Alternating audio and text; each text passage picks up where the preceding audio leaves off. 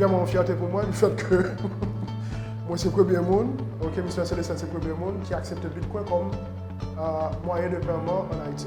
Le Sarrazin m'a focus dans le community.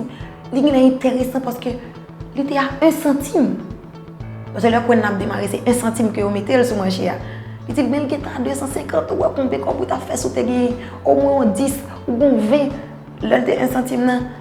Il dit, qu'on y a même si vous ne pouvez pas prendre pile pour un gun, il dit, pas grand good. Mais l'année dernière, le temps que je réfléchi pour me gagner Bitcoin, il était à 5 000. Pratiquement pas qu'à dire, même bagarre encore, ça veut dire, ouais, tout ça, perdu si tu as vraiment suivi le conseil. Donc, c'est ça qui te suscité intérêt dans Bitcoin. On a acheté $150 environ, $150 US. Et ça, Bitcoin était à $4 000, le Bitcoin. Donc, on débat de la fraction de Bitcoin, parce que le Bitcoin est divisible au 100 millionième. Donc, on était payé environ 0,0, je ne sais plus, mais un Bitcoin à l'époque, il vaut $4 000 et je devais payer $150. C'est sûr que le jour où Bitcoin avait atteint sa plus grande valeur, qui est de $20 000, donc mon investissement ou bien les frais que j'ai payés pour mes chaussures valaient $600. Était aussi multiplié par 5 alors. Ça fait 5 par 150.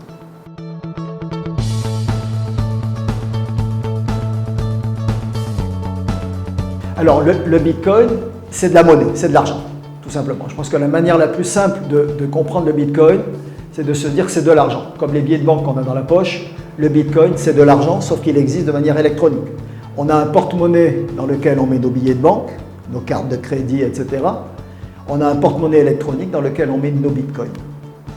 L'intérêt, c'est que c'est un système distribué. Ça veut dire quoi, distribué? C'est qu'il n'y a pas une entité qui contrôle la distribution, les transactions liées à ce bitcoin, qui sont basées sur le blockchain.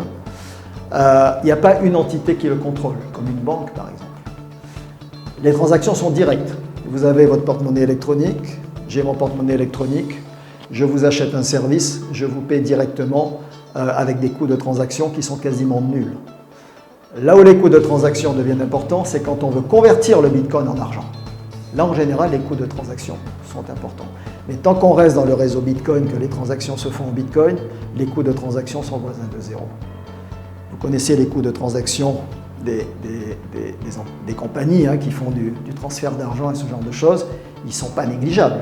Ce sont des coûts de transaction qui sont assez élevés. Donc déjà, à ce niveau-là, on a des coûts de transaction qui sont presque voisins de zéro, qui sont vraiment très très faibles.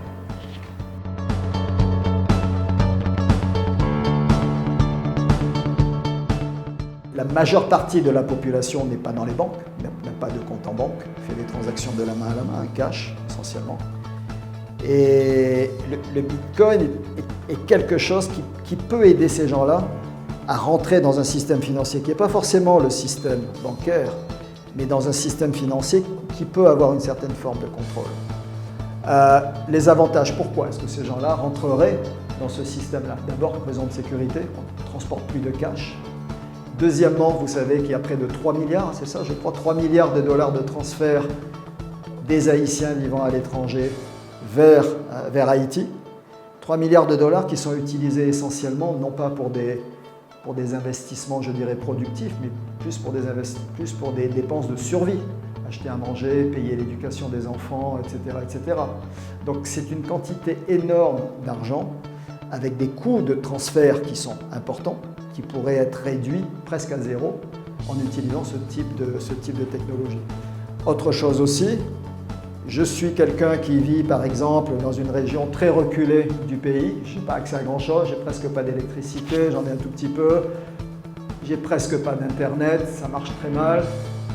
Je veux recevoir de l'argent de ma famille qui est à Miami par exemple, à New York, à Paris, ou à Montréal ou autre, ça se fait directement. Je n'ai pas besoin d'aller quelque part, aller chercher l'argent, sortir avec le cash dans ma poche, payer des coûts de transaction de plusieurs pourcents, je le reçois directement sur mon téléphone. Parce que ça s'appelle Bitcoin, on pense que c'est compliqué, parce que ça s'appelle blockchain, on dit « Ah, ce truc-là, c'est pas pour moi, c'est pour les geeks ». Ça ne prend pas plus de 5 minutes pour apprendre à utiliser un porte-monnaie électronique. Et je vais vous dire pourquoi. Rappelez-vous, quand l'Internet est arrivé en Haïti, on pensait que ça allait être compliqué, la configuration des modems et ces trucs-là, c'était pas si simple que ça. Le jour où les gens ont compris qu'ils pouvaient partager la connexion pour faire des appels téléphoniques avec. C'était des connexions mauvaises, hein, c'était des modems à l'époque. On pouvait trouver des cybercafés à l'époque, ça fait plus de 10 ans, 15 ans de ça. On trouvait des cybercafés sur un modem qui avait 5, 6, 7 personnes qui attendaient pour parler, qui parlaient en même temps et qui payaient tous. Le jour où ils ont compris qu'il y avait de l'argent à faire avec ça, ils ont appris à configurer ces histoires comme ça. Le Bitcoin est infiniment, un porte-monnaie Bitcoin est infiniment plus facile à utiliser. Infiniment plus facile. Il ne faut pas penser que parce que ce sont des noms qui ont l'air compliqués, c'est difficile à utiliser. C'est incroyablement facile à utiliser.